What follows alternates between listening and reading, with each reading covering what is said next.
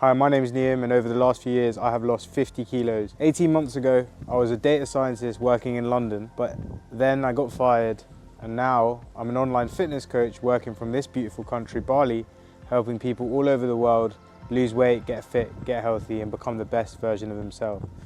In this video I want to share with you 4 lessons about weight loss that I've learned over 5 years of obsessing over it so that you don't have to make the same mistakes that I did. Lesson number 1 is to not set goals but build systems. Early on in my fat loss days, I used to set quite ambitious goals for myself, looking back. So I would say to myself in January, you're going to be 75 kilos by March, or you're going to lose 15 kilos by March. But not only were they unrealistic and over ambitious, I had no control over it. And so every time I would get closer and closer to this end point that I would set for this diet, and I wouldn't have reached my goal. And this has happened so many times. Heck, let me tell you a story. I did a photo shoot in December 2023 and I started training for this photo shoot. A photo shoot, if you don't know, is a way to document your journey, to have this momentous occasion where you can take photos of yourself and you prepare for it by getting into the best condition that you can in the time that you allocate towards preparing for it. Now my aim for this photo shoot was to get into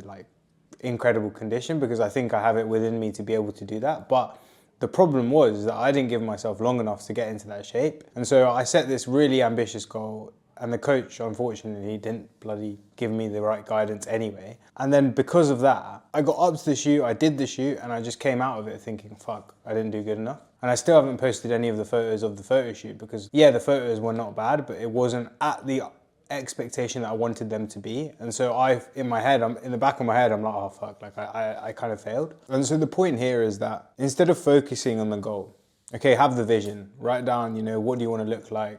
For me, I do want to get into that, lean, muscular shape, and I'm well on track to doing that at the moment. But after that, just focus on the system, focus on the process, because that's what actually is going to get you to where you want to be, and don't focus on the destination. And so at the moment I've moved to Bali, and the vehicle that is getting me to the goal that I want to get to is I go to the run clubs on a Tuesday and a Friday, so I get my cardio in. I do Muay Thai, so I get more activity in. I've booked a gym nearby me, so I can go onto there pretty conveniently and get steps on the treadmill. I train 3 to 5 times a week, which again, I've not really had a problem with it. And then I eat the same foods every day that I enjoy. There's a place nearby called Open House and they do really healthy food. They give you your macros, calories, everything. You can just basically tick a box of how much of each food you want and then you get it. So that's worked out pretty well for me.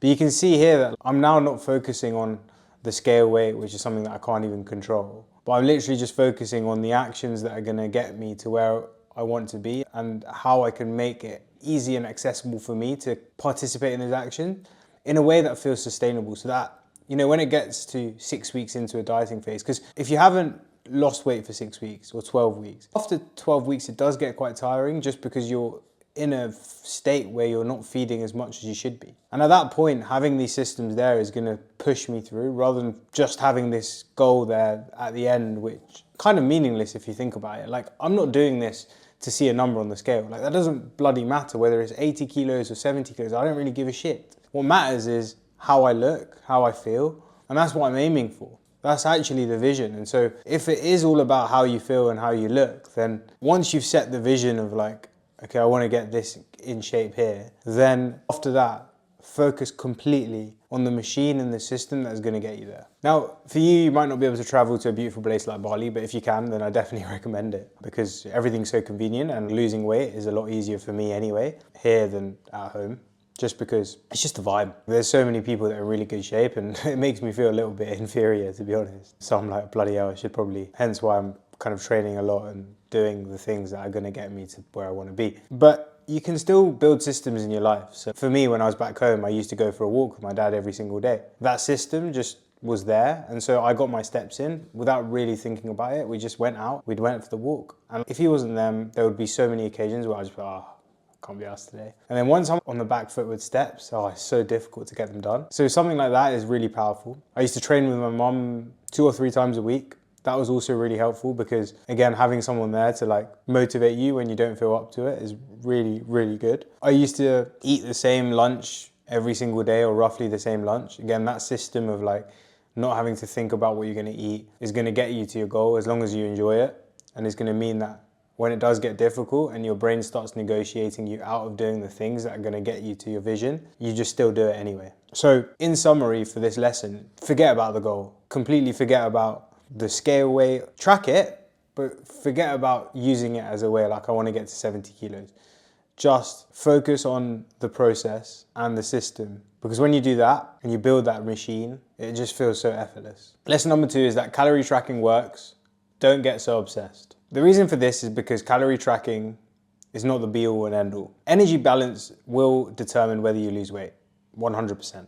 If you're in a calorie deficit, you will lose weight. If you're not, you won't lose weight. That is something that I can guarantee. But calorie tracking is only one component of all of that. It allows you to control the number of calories that is coming in. But there is a lot more to nutrition than just calories. That is going to determine your energy levels, how you feel, your happiness in general. And I'll give you an example of how this plays out, because back in September 2021, I went through the most regimented period of calorie tracking in my life. I was so regimented. I was being really disciplined. I was waking up on time. I was doing my workouts. I was doing everything that you need to do in order to lose weight. It's simple. But I was doing it to the T. Even my protein, like if my protein was 1 gram off, I would spend time on MyFitnessPal, like trying to hack it. I think my screen time on MyFitnessPal was probably so like stupidly high. There was this party once, my auntie's 60th birthday party, and I went to this party and I couldn't obviously track calories and I just couldn't handle it. I found it very, very stressful, and because of that, I ended up binging on like over 5 cupcakes, and that made me feel guilty. That didn't make me feel good. That was not a good thing, and at the time I didn't realize, but that was probably the start to my binge restrict cycle, because ever since then, ever since that period of time, I have gone through periods of binging and restricting, and over time the binging has actually got worse, up until like maybe a month ago. And so this has been a big lesson for me, is that track calories, just do it with a pinch of salt. Don't forget about all the other things that you're needing to think about when you are in a calorie deficit, because there is so much more to it.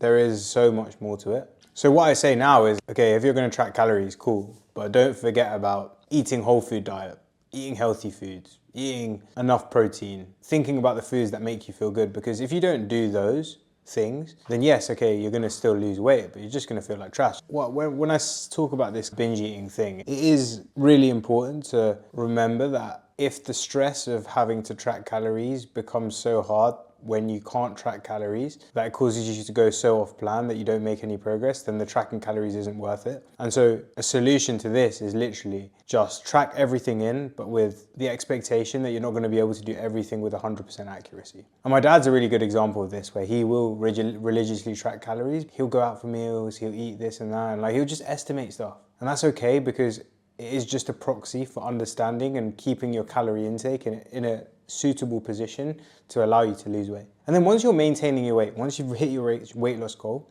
you probably don't even need to track calories as much anymore, because if you've learned how to eat good foods that fuel you, I think it's pretty difficult to gain weight eating nutritious foods. And so then at that point you can literally just get away by fueling your body when you're hungry, but it just takes time to get there. Lesson number 3 is, there are no shortcuts to good health. If it fits your macros, it's stupid. Intermittent fasting has no magic powers. Eat a lot of protein composed of nutritious single ingredient foods in a calorie deficit, and you will lose weight. So in this period where I was like really regimented, oh, look at that bicep. In this period where I was like really regimented with my diet, right, I would do this silly thing where I would restrict all day by a lot. I would eat really light meals, like protein shake in the morning, egg white omelette with mushrooms and spinach in the afternoon with some protein cheese, maybe like 300 calories max. So total throughout the day, 500 calories. In the evening, I would have 1,000 to 1,200 calories. And it would consist of like a 600 calorie dinner and then a 600 calorie high protein ball. And at that point I was like, yeah, I'm tracking my calories, I'm eating enough protein, I'm doing everything right. But I didn't realize that I was actually just missing the point. And this kind of links to the previous point about how tracking calories isn't everything. But the point here is that tracking calories is one part of good nutrition. It helps you understand what's in your food, it helps you stay in a calorie deficit, but it doesn't mean that you can just forget about eating the foods that are going to fuel you well, eating in a way that is actually going to support you in your training sessions and in your work as well. Because if you eat all these shitty foods, right, that I used to do, your body has to literally process it. Your body literally has to process it. And that means your mind is not going to get the energy that it needs because your body and your digestive system is just processing all this crap food. And then I would go to sleep with this full stomach of all this protein crap, so my sleep was probably impacted. And then the other thing that is I was actually reinforcing that kind of binge restrict cycle. I was having this every single day. Technically, I was having a really massive restriction for like 12 hours and then a 2-hour binge where I would just fill myself in the evening with foods that, like, in theory were good because it allowed me to hit my protein target, but also just were ultra processed and shit. So when you do track calories and when you try to track macros, then try to still remember that we want to create good nutrition and good health and good energy levels and not just hit our calories. The other thing is that I was just chasing this dopamine hit at the end of the day. And I think that's also another thing to question is like, why did I feel the need to have this massive feast at the end of the day? What void was I trying to fill with this massive feast? And that's an uncomfortable thing to confront because it means that you have to change if you recognize the issue. And that change is quite difficult because it's actually accepting that there's probably something wrong in your life. So for me, I think it was maybe a slight sense of loneliness, slight sense of boredom. So I felt like this was kind of entertainment for me in the evening. I didn't really like watching TV. But then I think the other thing is that I would spend so much time on my fitness path throughout the day trying to hack it so that it would be perfect. And it was just wasted time. Like I was just like focusing on the things that didn't really matter. All in all, yes, macros and calories are important, but it's not the be all and end all. Lesson number 4, and this is a big one. Treat weight loss maintenance like your diet, and holidays are not an excuse to gain loads of weight. So I've lost weight so many times now. September 2021, I lost a lot of weight. And then January 2021, again, I lost a lot of weight. And then September 2023, I lost a lot of weight. And so I've had a lot of periods of going up and down, up and down, up and down. I'm finally in a place where I am getting leaner, but it's a lot different this time because I've learned all these lessons that I'm teaching you so that you don't have to go through them. But this one is really important to me because it's probably been one of the reasons why I haven't been able to maintain the weight loss that I've had in the past so well, is because I would diet really hard and then post-diet I would try to maintain, but then eventually after 2 weeks of maintaining I would just forget that I'm trying to build this new identity and build these new habits, and I'll just go back to what I used to do before, which obviously wasn't that good because it made me gain weight. And so when I say treat maintenance like your diet, let's say you hit your weight loss goal. After this period, when you're maintaining your weight, just treat it with the same diligence, the same level of consistency, the same level of discipline as when you were losing weight, because if you can maintain your weight afterwards, then that is the sweet spot. Because there's no point losing weight for 2 weeks or 3 weeks or 4 weeks and then gain it all back. There's no long-term gain in that. That's just a waste of time for those 12 weeks. So what I mean by that as well is like, when you maintain your weight, it's not about being able to eat the donuts and all the shitty food, but it's just literally just increasing your calories and just eating more of the same foods. And so if dieting and maintaining both require discipline, then we can deduce the idea that actually discipline is the goal.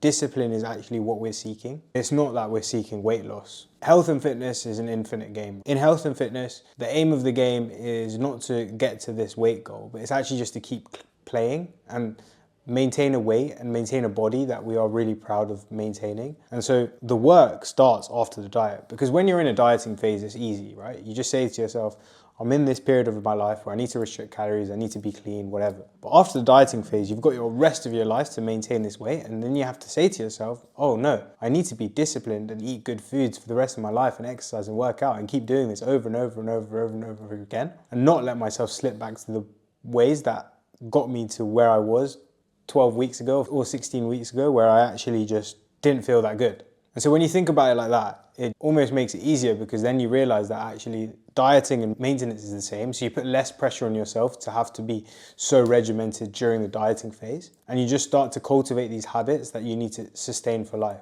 So what types of foods do you want to eat? How much exercise do you want to do? And when you ask yourself, okay, can I do this for the rest of my life? Most of the time it should be yes. So that's that. Maintenance and dieting are exactly the same. It's just a change in the number of calories. So that's it. 4 lessons from losing 50 kilos and obsessing over fat loss for 5 years. I hope you enjoyed. Remember, become the person that you want to be. Peace.